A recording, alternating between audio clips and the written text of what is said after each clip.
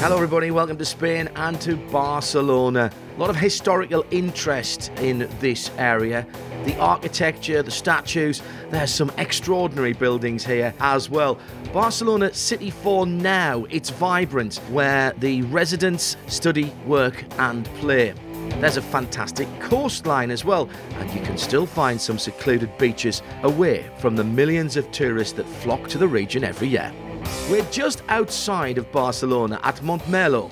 This is a village that goes back to 945 and is home to round about 9,000, although the amount of people here this weekend will be a little bit higher because the Formula 1 track that is close to Montmeló is hosting the Hankook 24 Hours of Barcelona, which has attracted teams, drivers and spectators from all over the world. Well, I think it's the historic of this track. The circuit itself already organized it before we did, before we helped, and it's the 20th edition this year. So it's very special, of course, because of the Formula 1. They have the race of the Formula 1. The teams are doing the training over here, the preparation for the new season.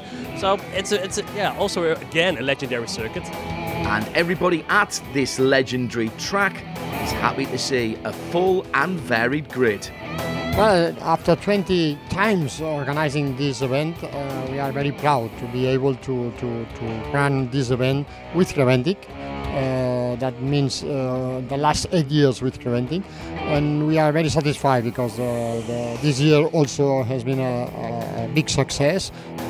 Returning to the series, 2017, the series champions, Montmeló competition. Yeah, I'm happy. I love cars also, so when I have a chance to compete with cars, I love it. So I'm happy, and also it's really nice to have these teammates and these cars. So I feel really lucky to be here racing again. Most drivers know well in advance that they'll be competing in this Hankook 24 Hours of Barcelona. However, when drivers need to bow out at the last minute, that means some people get a late call. It's sort of my job anyway, so I race every weekend in something or another. And for me and Finley Hutchison, we sort of got the phone call to come out and have a go and be involved really. And any opportunity we get to come and do something like this, we're going to grab with both hands. So the guys have been fantastic. They've been really accommodating, and you know, we're just here to do a good job for them and keep them going around in circles and try and get a trophy at the end. A shaky and slightly scary start to the weekend for the 178 Ginetta. It caught fire during a fuel stop. The guys pulled the fuel thing out and went back and looked at the pump because the pipes are too far away from the pump. You can't see how much fuel you're putting in. And they wanted to put 60 litres in, so they pulled the dump can out, went and had a look, put the dump can back in. Because of the heat, it was so hot here yesterday, it gassed up the tank. So when he put it back in the tank, it pushed the fuel back out and down onto the brakes, and it caught fire. But safety measures put in place by the series meant the fire was contained quickly, and the car was even able to run in the qualifying on Friday. In the A3 class, Hoffa Racing, powered by Bonk Motorsport, qualified well with their 131 BMW. We got pole position in A3, a pretty good clear lap. Already the first flying lap was good enough and pretty good, and so yeah, we are really satisfied with the result. Of course, if you have a bad qualifying session, you can put that right in the 24 hours of racing that follows. It's a pretty long race, and it's always nice to have pole position in each race you drive, but this time we first of all have to finish the 24 hours, and then it's our goal, to finish it in the first position. In the TCR class, it's an intense battle for grid position. 16 cars fighting it out, and the 888 of AC Motorsport took the class pole. We are pole position in TCR categories with I think 7/10 faster than the second car, so really, really good.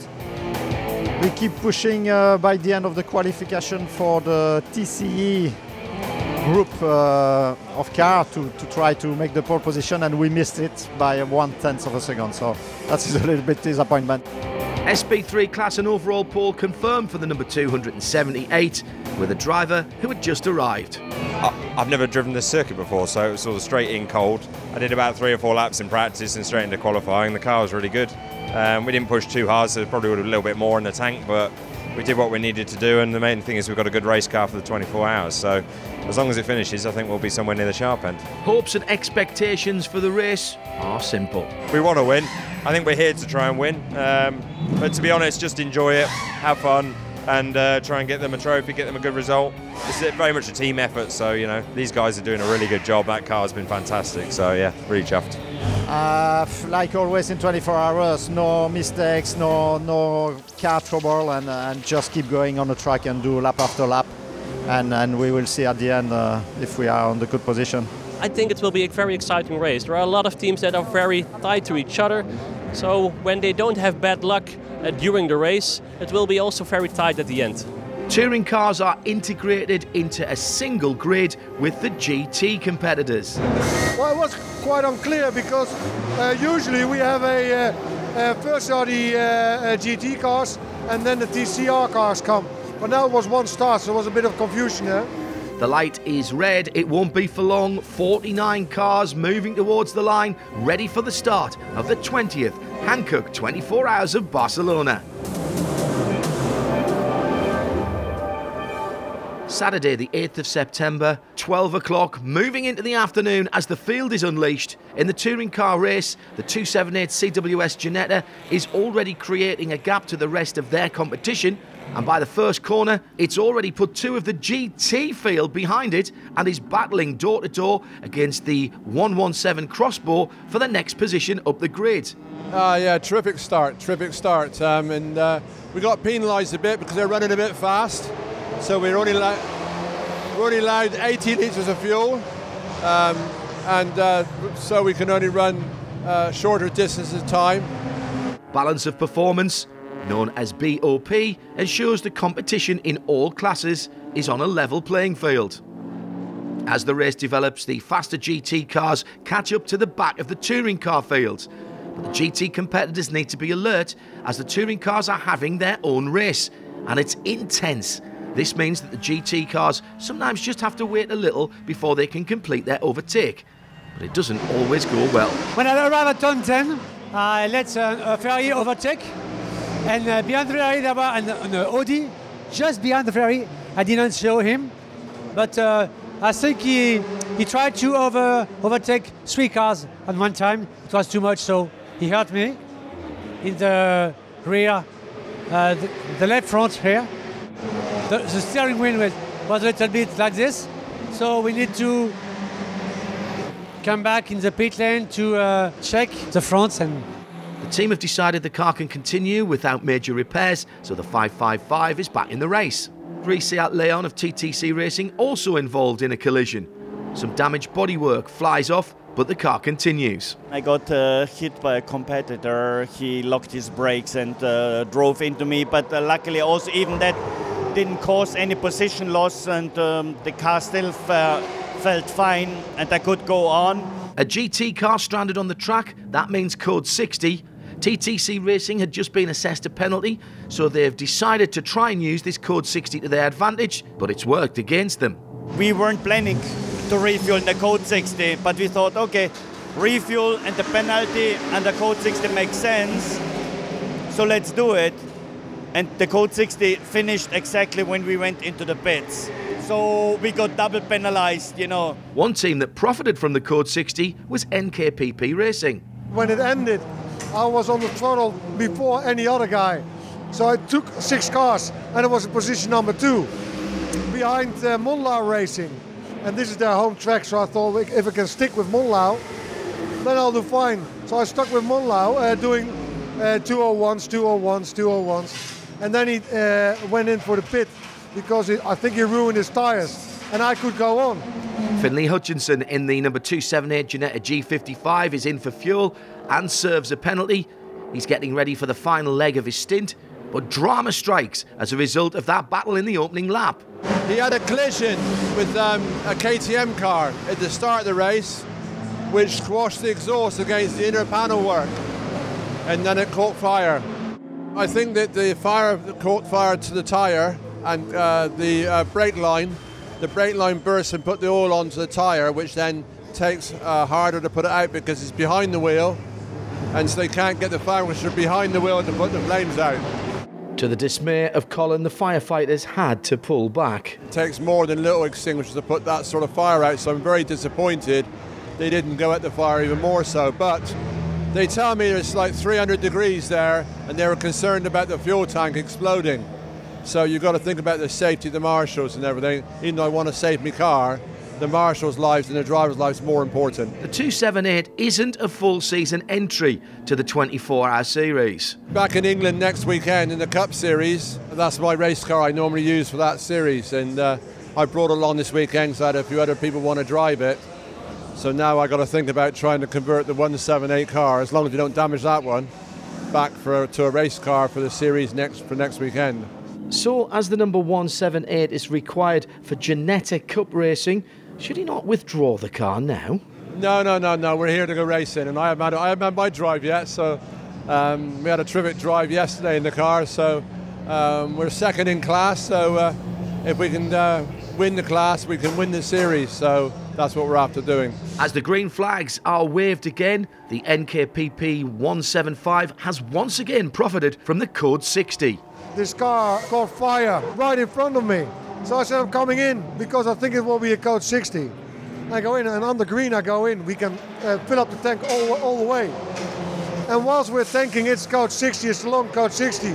And that's where we gained. And now we're in position number 2. So far, so good. The 178 CWS Ginetta needs to uphold the honour of the team. Paul May spins into the gravel, but there are many hours left to catch up the ground lost. Another team that didn't have the best start of the race, Team Hyundai Denmark. Car is handling very well, but we are missing a bit of top speed because of the BOP. That we are quite heavy. We can only have a 97.5 effect on the engine. Are we allowed to? So we are missing between 10 and 15 horsepower in the car compared to our competitors. It's a Code 60, so let's take a little breather. This is endurance. It's difficult to explain what is endurance. I think it's a really nice kind of racing because the speed is important, but also to manage everything is really important. The teamwork, and also I think the atmosphere in this kind of races it's quite special, and yeah, and it's like a family.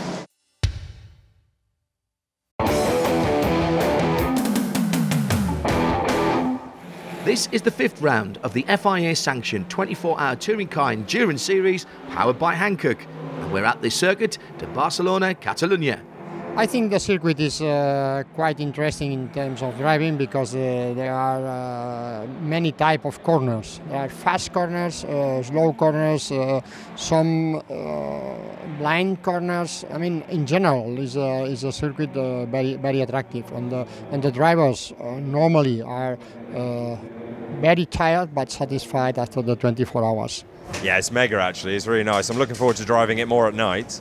But yeah, as I say, never been here. It's quite technical. There's a few little bits where you need to keep well clear of the curbs. Some nice flowing stuff. There's a few GT3s out there that we've got to keep an eye on our mirrors. And apart from that, I think competition-wise it'll be very strong. But the circuit's good. Facilities are really good. Yeah, happy to be here.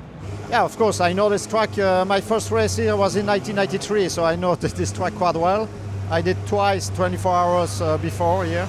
And so I know it's very, very good, and yeah, it's modern track, Formula One classification track, so it's really nice, yeah. As the race here in Spain continues, it's not good news for the 155 Kawasaki Racing Cupra. A team member rushes to push the car back to the pits. I went on the track. I was so fast in my race, but the problem was the gearbox, and we have a problem now with the gearbox. I don't know how the team is looking now, but probably broken. It should be the end of the race for us. I think so, but we will see. The gearbox can be repaired, but the drivers have decided that they'll wait and try again at the next round at Spa-Francorchamps. The top 4 are all on the same lap. When the leader, the 175 NKPP entry, comes in for a pit stop, it's the AC Motorsport Audi 888 that goes to the lead. But then first position is claimed by the 107 Cupra from Monlau Competition. Leading SP3, Munkhoff Racing, Ted van Vliet is enjoying the race so far. Very nice stint, very nice. Auto very good. And it was very good. Always, the car was good. And the track was very nice, very good, very good. New asphalt is okay. Everything can happen. We don't know. In the 303 Cupra, one of the series veteran drivers. Yeah, the car have a lot of understeer. We tried to solve it, but we didn't manage. So it's eating up the front tires. The red camel Jordan.nl entry slowly working itself up the standings. We are now fourth in class. Our lineup is okay. Not the fastest, but we hope for the teamwork we go for the podium. The red camel 303 is currently fourth in class. The overall lead is back in the hands of the NKPP number 175. Drama in the A3 class as the leader, the Synchro number 76, had a crash. Andrew Hack lost the brakes and the car is out of the race. So the number 131 BMW has taken over the lead in the A3 category. Smoke on the Catalan track. Then the 908 Ultram Peugeot emerges from the other side of the smoke cloud. Something has gone wrong with their engine. We had some parts leaving another part of the engine. So this is the turbine of the turbo. And it's just broke. So this is what we call a blow of turbo or engine. So it makes fire, oil goes everywhere. And we had to change the turbo. So we lost 2 hours. Colin White is getting aboard the 178 CWS Ginetta. As he told us earlier, this car has to uphold the team honours here after the fire in the 278 sister car, but this 178 car also has to be kept intact for Colin to run next week's Cup outing. But it's not the best start as Colin goes out. Yeah, I went out on cold tyres and tried to go across the curbs and he didn't like it. So I spun it around and flat spotted the tyres, so yeah. But just a minute loss and off we went again, so it was okay. We made some places up, so we're in second in class at the moment. So we got 16 hours to go, so it'll be a good fight, I think. Team Hyundai Denmark trailing a bit in the standings, but their aspirations have not been diminished. Yeah, I think first of all we have to stay on track for the next 18 hours, something like that, and then we have to see where we are. It's a long way still to go. 303 Seat comes in for a driver change and some attention from the team. This hands third position overall to the Baporo Audi number 133.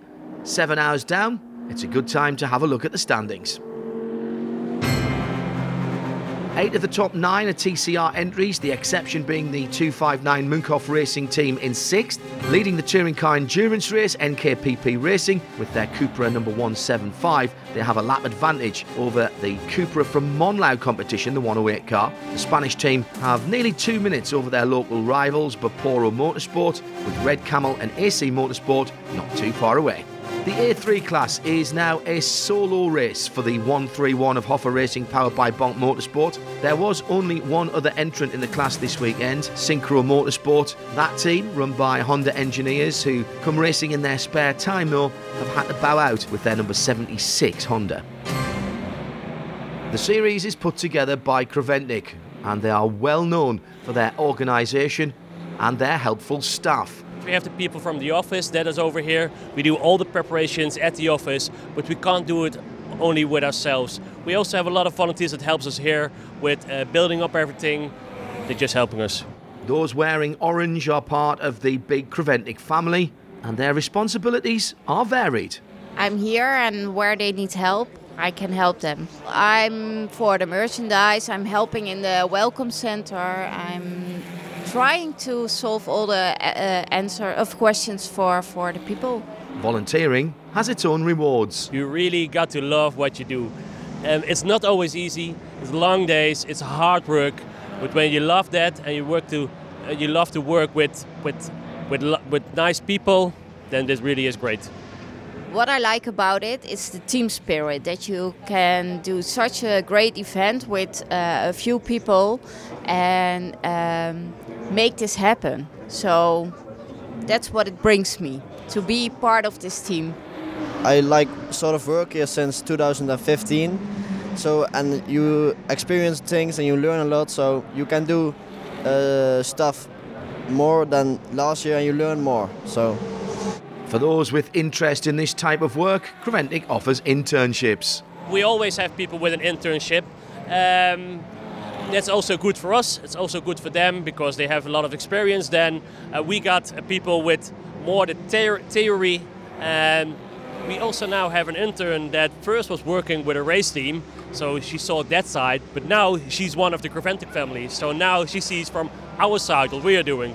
And I think that's very, very nice and very interesting to see. This is my first weekend. I just started the internship on Monday, so it's 5 days ago now, and I went here on Tuesday.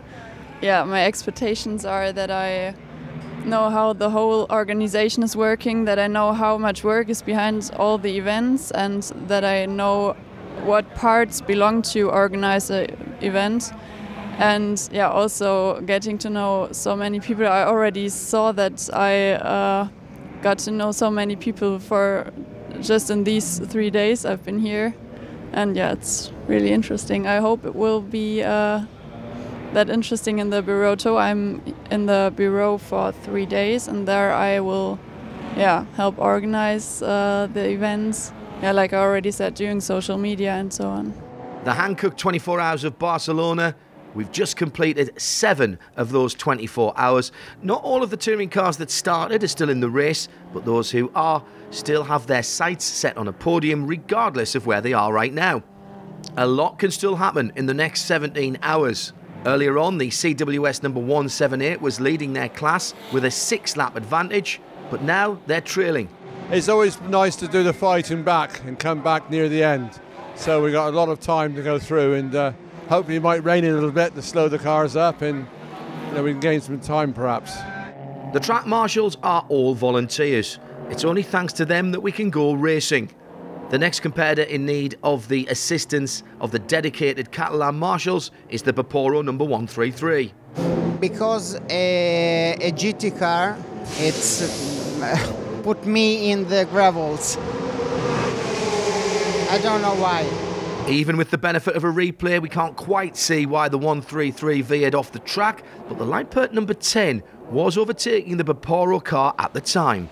As the Code 60 finishes, the number 108 of Cupra Racing Monlau competition is still leading. It's going well. I think now we are leading our class, and this is the goal. We will try to keep the position, and we will see, because it's still a long time to go, and also it's important to do a good job during the night. I think it's really important, and we will see.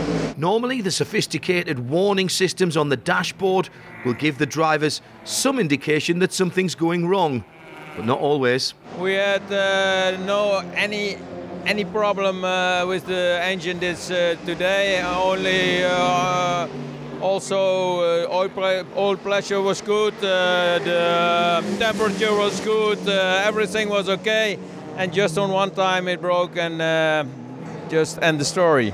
Not the first time the team have had to address these problems. Yeah, we also had another problem in Imola in the beginning of this year, also engine problem, and now it's the second time. So we want to put a new engine in, but we have contact with our engine builder, and he said you don't have to do that because maybe the other one is also going to break.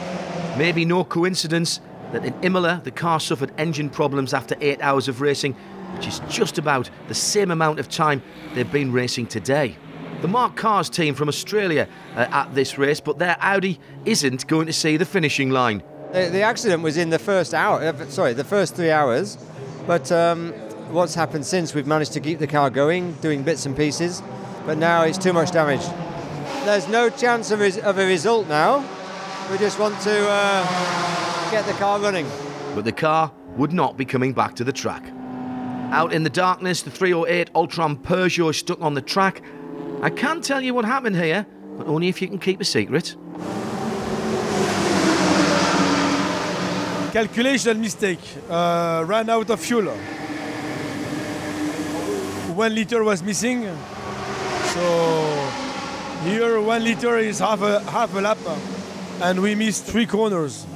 That's it. So we lost 7 laps. In the BPM Racing number 120, Ashley Woodman is really not enjoying his stint. It was difficult. Just couldn't get a rhythm. Whenever I tried to, the GTs were just flying past us. It was hard. I know the other guys were dealing with it, but we had a bit of a twisted belt when I was getting into the car, and they didn't put me in the right frame of mind. But I got into it, started to push, started to feel good, and the times were coming down. And then every time we had a Code 60, it's so hot in the car. Concentration started to go, and it's like really hard to get that concentration back. The Cupra has been forced off track. Apparently, the leading Seat took me out at turn 14. He's had to bring the car in. The steering wheel was like that in a straight line. I'm not sure. It feels maybe like the steering rack or an arm on the left. Because I could turn the car with the right-hand wheel, but I didn't seem to be able to turn it with the left. The NKPP 175 has been fighting for the lead for the majority of the race, but a driver error puts paid to that. We were fighting for P1, but then one of the drivers had a collision with another one in which we lost more than 16 laps. So we're not actually fighting for the podium anymore. That car did return to the track. Not the story for others who are ending their weekend with a little bit of a social event for the team, like Hankook Racing. We will be back in Spa, but not with this car. Yeah, separate. I'm back with my sons, and Erik is back with the BMW. That is for Spa. Here, we still have 12 hours to go. This is endurance. It's the ultimate. It's the ultimate achievement. You're driving in all conditions, in all weathers, in different countries, different tracks against people from all around the world. Where else can you do that apart from Creventic? Endurance racing, absolutely amazing.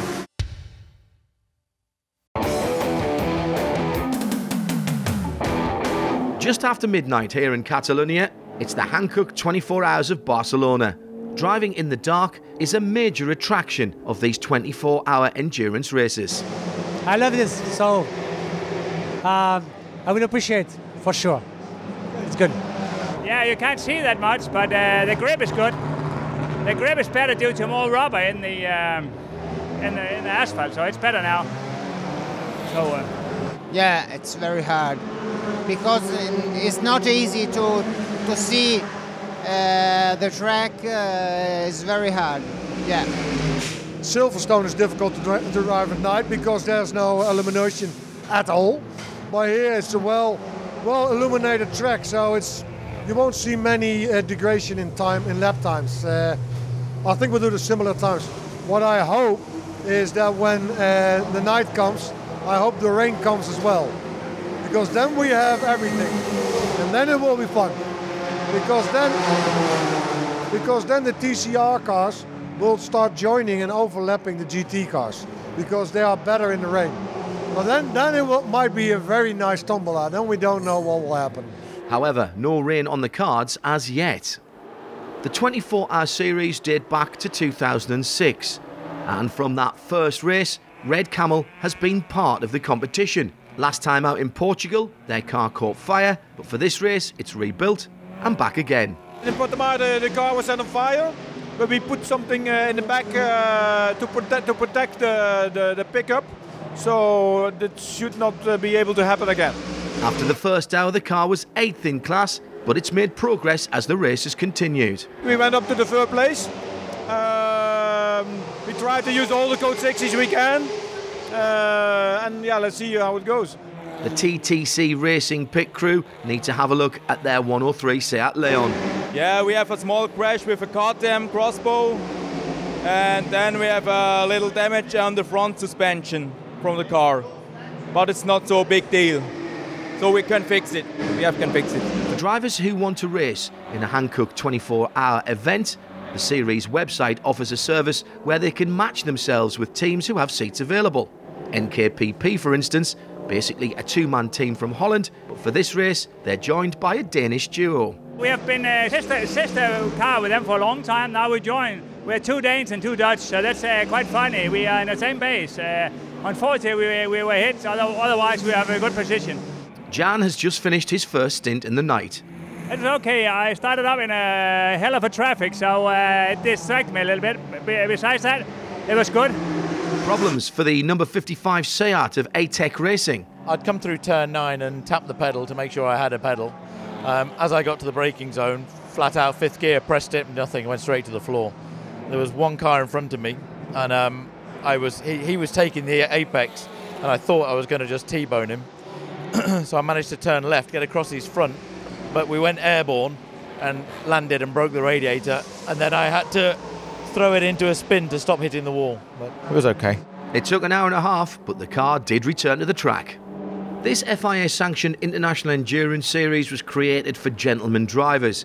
Teams are allowed to have professional and semi-pro drivers in their ranks. This benefits the gentlemen drivers who can learn from their teammates and improve their racing skills. One of the semi-pros is Vincent Rademacher in the 888 Audi from AC Motorsport. However, there's no way he can avoid the consequences of a loose screw, as the team manager says. Vincent Rademacher was on track and just we broke a screw at the rear left.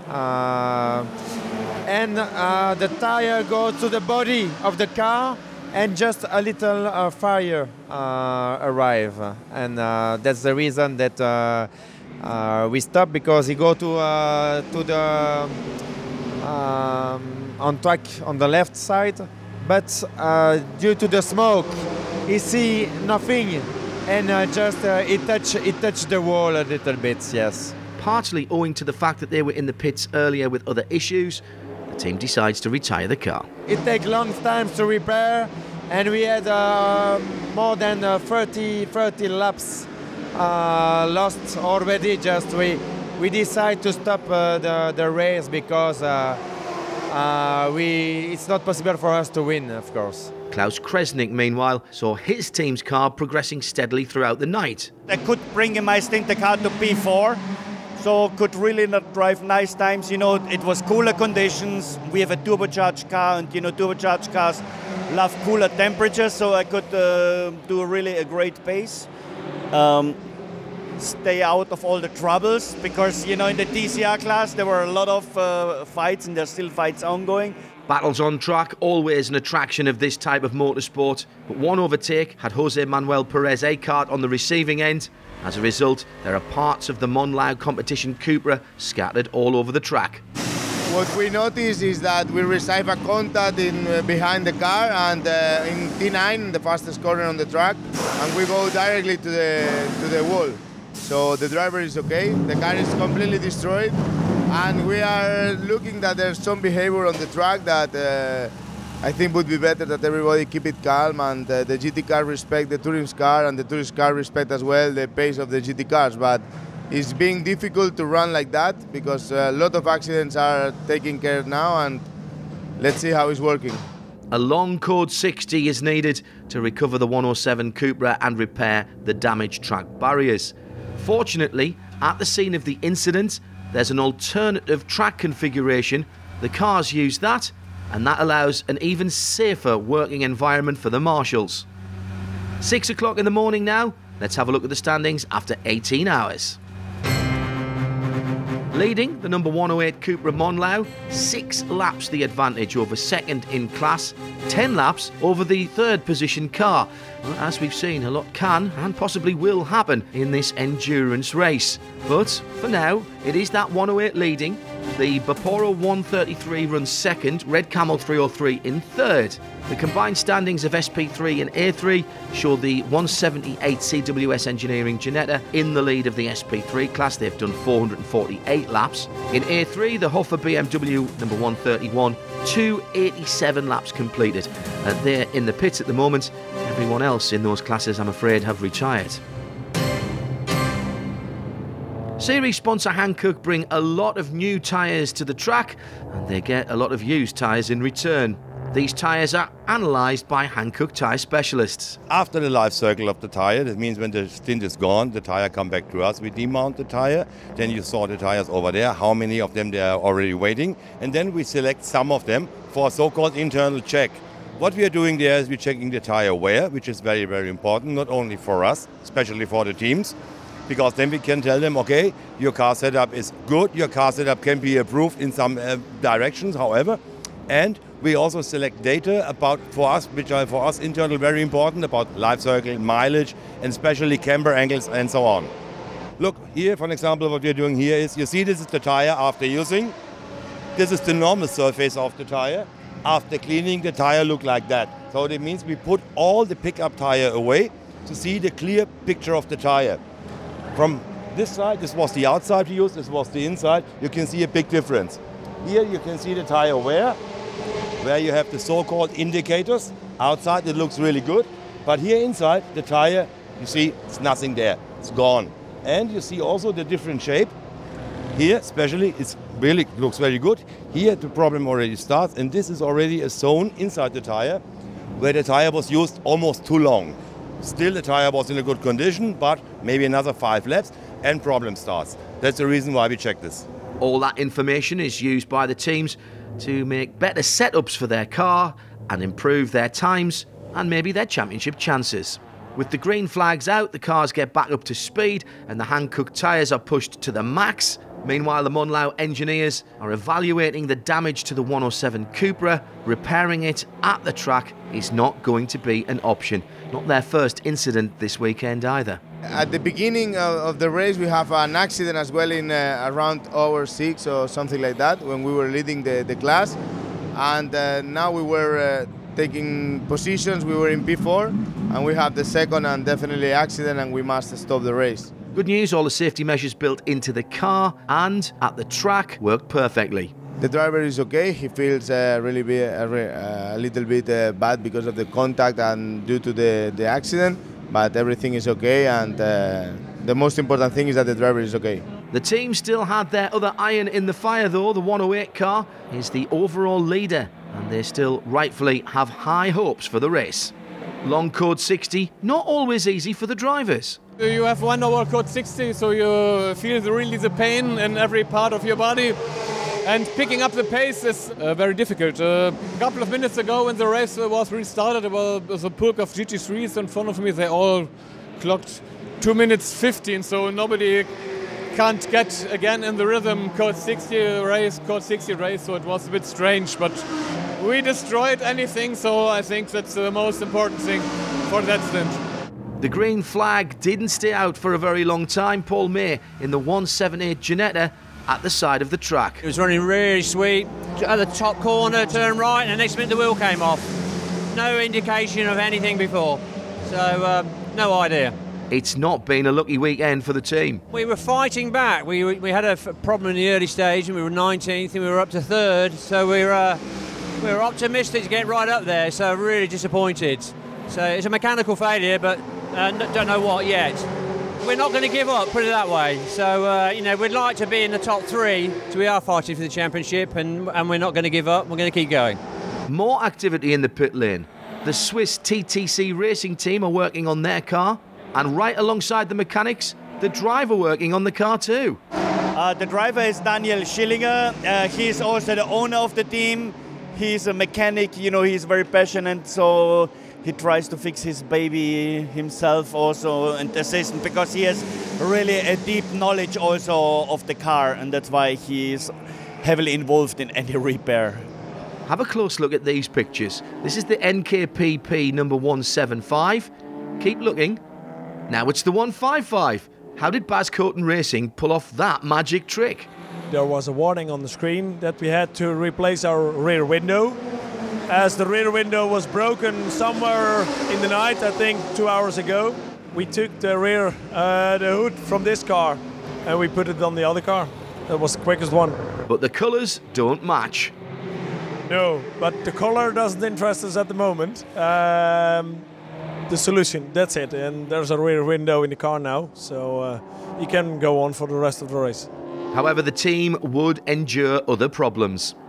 The 108 now has what looks to be a comfortable lead, but that doesn't mean they have to stop fighting. Very competitive teams. They are very fast. So it has been very hard to be there. Many GTs, so the night has been very, very hard to do because the lights, they are bad for the eyes. We can have a lot of vision. So yeah, it has been a really hard race, but now we are first and we hope to finish like this. 3 hours to complete to hold on to that lead, and that's not a given because this is endurance. It's being able to keep going for 24 hours and whatever gets in your way, repair it and keep going and make sure that everybody's fit enough to be able to do and share the driving times. You've got to do it a few times and we'll get the hang of it.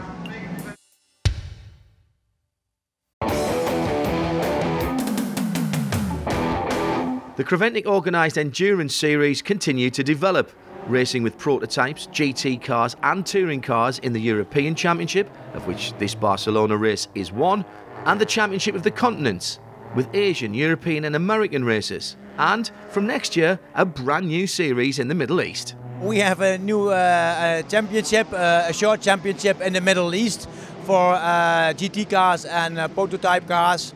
3 weekends after each other, Dubai Autodrome, Yas Marina and Dubai Autodrome. It's end of January and the beginning of February. And we have, and it's maybe more easy to explain, TCR International Series. Also 3 weekends of sprint racing with TCR cars in the Middle East. The events will follow shortly after the 24 Hours of Dubai. That allows European teams who want to run these new series to stay out and have a go. We're going to have 2 more competitions in the Middle East, so we really want to try to support the Middle East region and encourage European companies to leave the cars in the Middle East to participate there in more events. It's a perfect pre-European season championship. There will be 2 races in Dubai, one 6-hour one and one 10-hour one, and there will be one 4-hour race in Yas Marina, Abu Dhabi. It's a nice competition, a lot of track time, which is interesting for cars and teams, and you can register on our website, and otherwise you can always contact us. The organisation has great faith in these 2 new series, and the name of the series sponsor is already known. Well known. Yes, we will do that with Hankook, of course. We will also do a lot of local. We expect local teams and as well teams from Europe. We do the shipment for. So it's a new challenge, and we try to get that started here. So we have we trust in it, and it will work because it's a unique opportunity for the teams to do a lot of testing in the winter time. Races are run on 3 different continents in the 24-hour series powered by Hankook, and yet teams still find it really worthwhile despite the distance of travel involved. That's especially true for those for whom this event is a bit of a friends outing. We all do everything together, to be fair. It's a lot of friends and colleagues and work people, and we just all do it for fun, you know. We come here away for a week away from home, and the idea is to have fun, you know. Serious but fun. The team did have more than their fair share of issues. In qualifying we had turbo issues, which we managed to cure overnight ready for the race. We didn't know whether it worked until we got into the race. We then had low fuel pressure issues in the race with a pump failing, so we had to run full tank all the time, so pitting more often. Then in the middle of the race we had a caliper fail and I had brake failure at the end of the straight. We managed not to hit anything, went across the track, sideways, span it, and then crawled back to the pits, mended that. We had a hole in the radiator because of that, and we've mended that, and now we're still going, and we've just lost 3rd gear. The race will end at midday, so the team managers are keeping a close eye on everything that's happening on the track.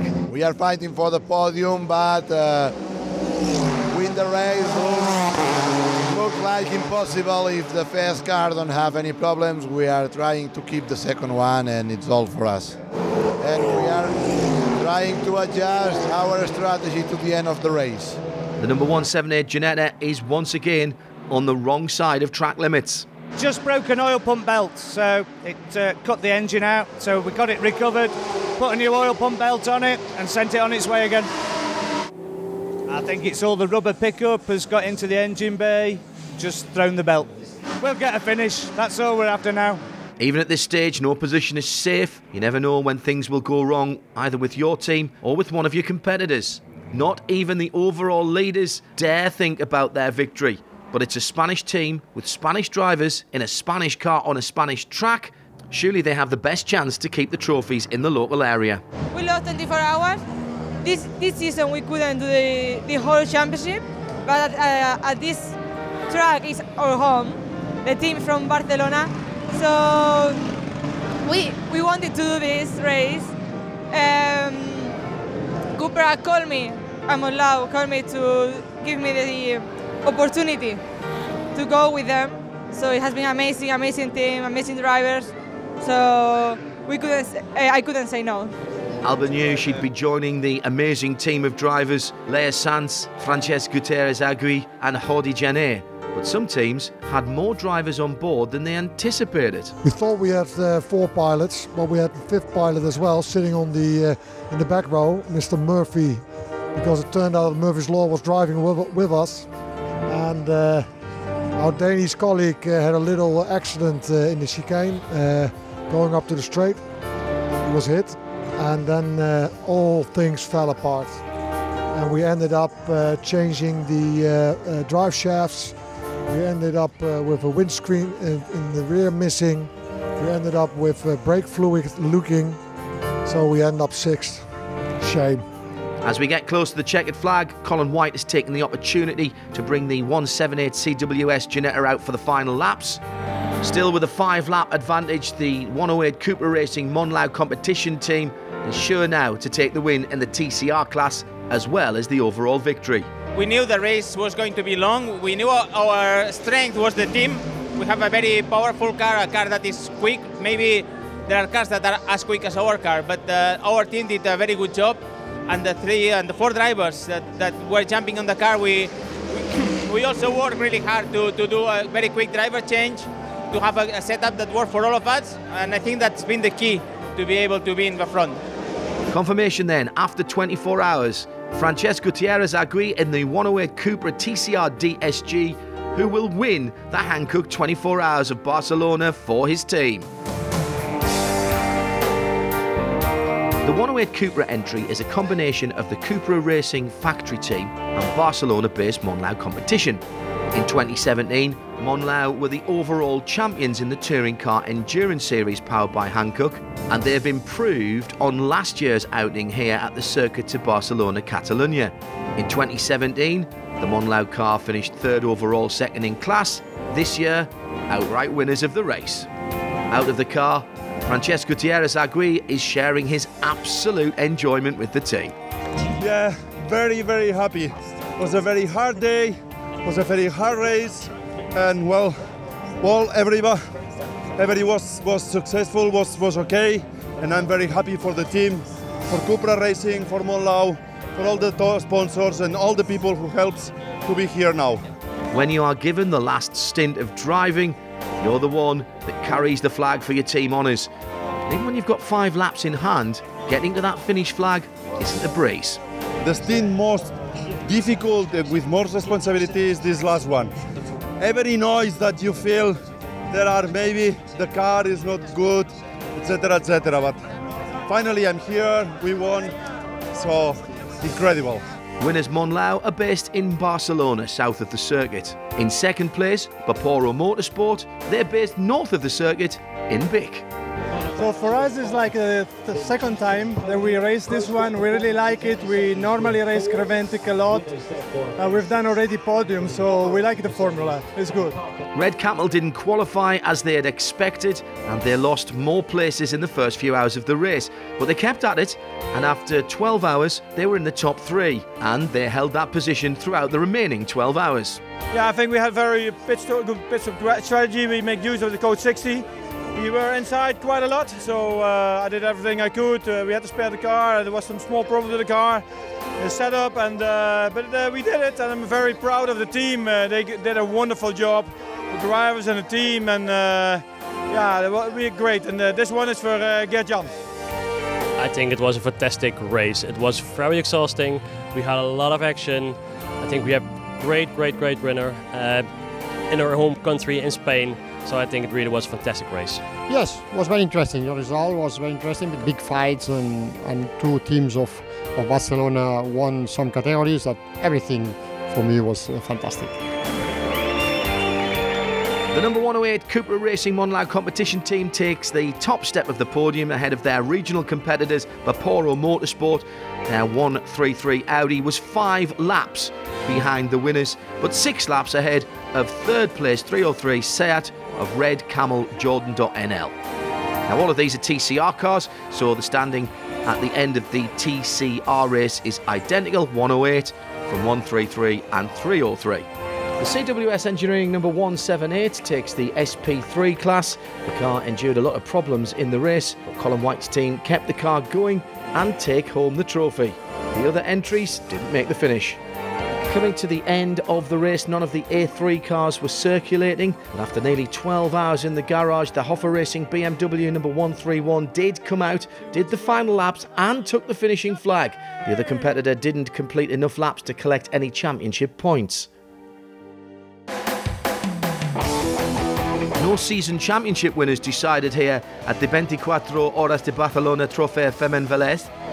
So now we set our sights on the season finale at the Hankook 12 Hours of Spa-Francorchamps. All the championships will be decided and celebrated there. Be there as a spectator, or better still, as a competitor. All the info you need is on www.24htceseries.com.